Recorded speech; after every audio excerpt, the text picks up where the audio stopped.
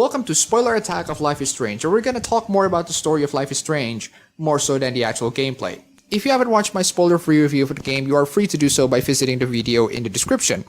Now let's go on to talk about spoilers.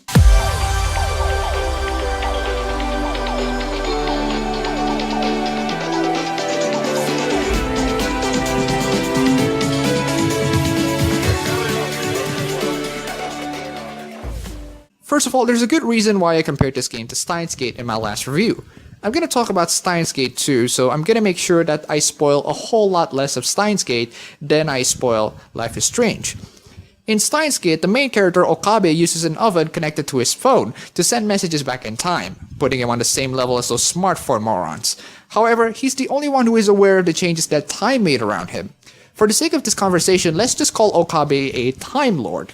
To compare it to Life is Strange, Max is the Time Lord, and her methods of time travel is more direct, and it's just a simple matter of using her hand or using the Polaroid pictures that she got to briefly go back into the past, butterfly effect style, to change something that's happening in the past. In every time travel story, using time travel will have serious consequences, and it can't be more obvious if you have played Episode 5. Every single time Max attempts to change the time, it will ultimately bring her into more troubles than what she got previously. And the consequences actually went beyond just a simple time change.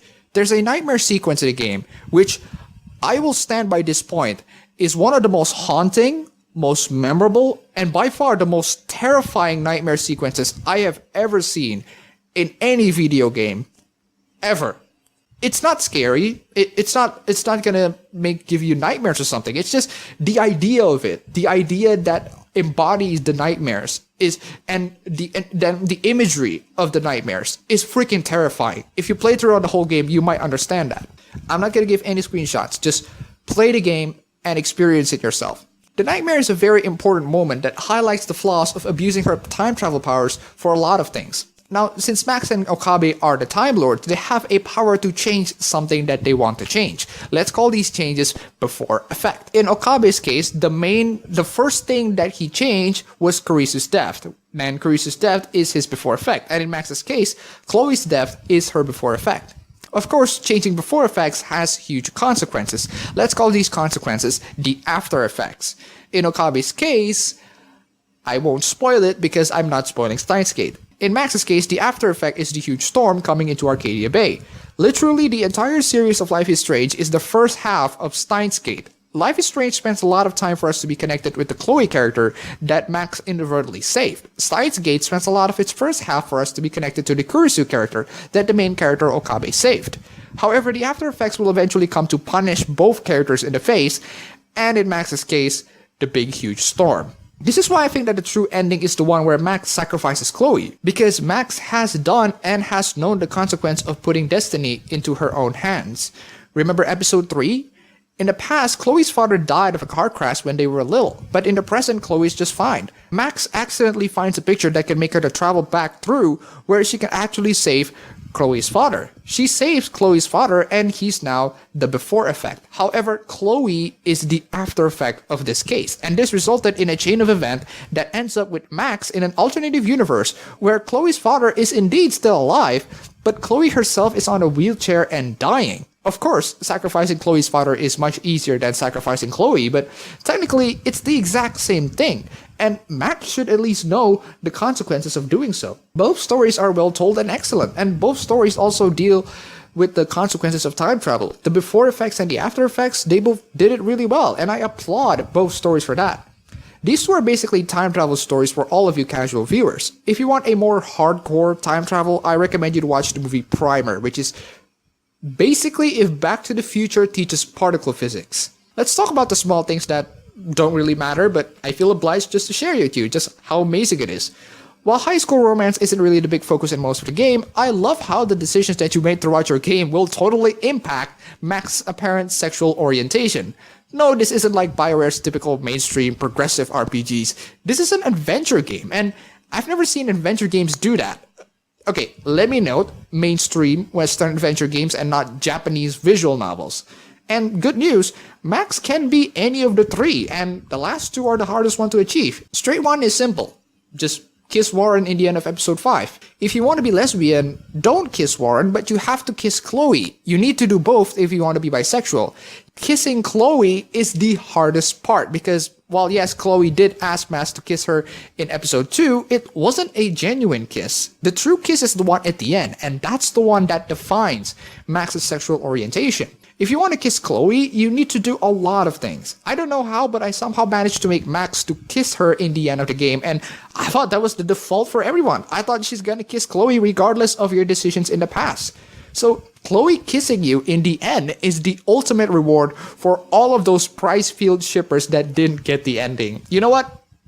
Go and ship away, Pricefield lovers. I pray to the gods that your journey is very well and you reach your destination. Write your fanfics, make your fan arts, just please, for the love of God, don't be as devilish and moronic as those Steven Universe cult fanatics that almost drove someone into suicide. No, really, this actually happened. Humanity. What the hell? And now we get into the meat of why this video is made. The endings. I'm very sure that you have played the game and watched at least 2 of the endings. Red one being Sacrifice Chloe and blue one being Sacrifice Arcadia Bay. Tell me if you know what's wrong with it. If you don't, well, don't worry, let me explain. Throughout the whole game, Max is toying with time travel, and Max is slowly realizing that she keeps making mistakes the more she does time travel. She realizes that things just get worse and worse, and even worse. When she is under this realization, it's a progress for her to be mature, to accept that destiny is something that people should not just tamper with. Max's character development is progressing. Her time travel power is ultimately a test for her. Is she gonna tamper with time and change destiny, or is she gonna let it slide and let time decide what will happen to peoples? I'm really impressed how the game's entire journey is just focusing on the brilliant chemistry between Max and Chloe, because if it doesn't, then the character development would be really easy, and it would leave us feeling empty because we're not challenged by it. This is why I love these kinds of games. The decisions that we make might only be leading into the same road, but the emotions that come from picking up those decisions and the subtle but effective consequences of picking those decisions, those are the important moments. Those are what makes these games interesting. Whatever chemistry that Max and Chloe has, Max needs to mature in order for the story and her character development to complete. The only way for her to do that is to accept destiny as what it is and just let Chloe die.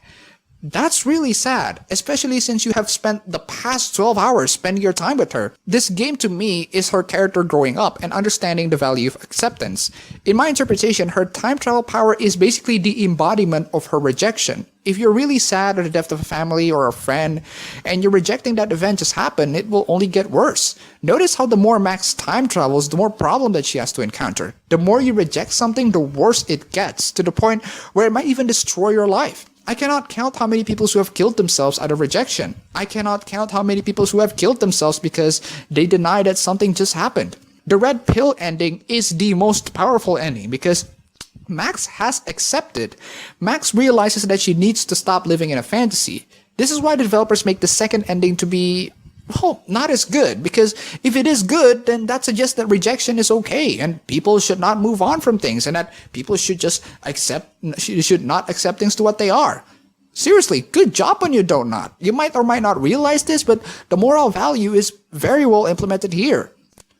But then again, that's just my interpretation. You can totally have your own interpretation and post it down below this video. I am very sure that my interpretation is incredibly flawed, but I'm just so glad that you take your time to listen to my personal interpretation of the ending and the whole series of Life is Strange.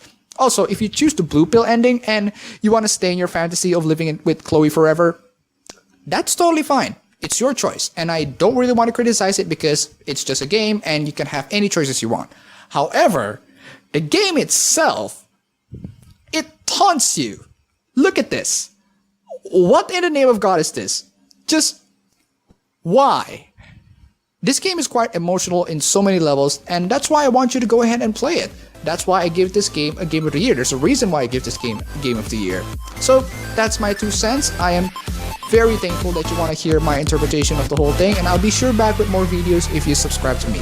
So don't forget to subscribe, and definitely thanks for watching.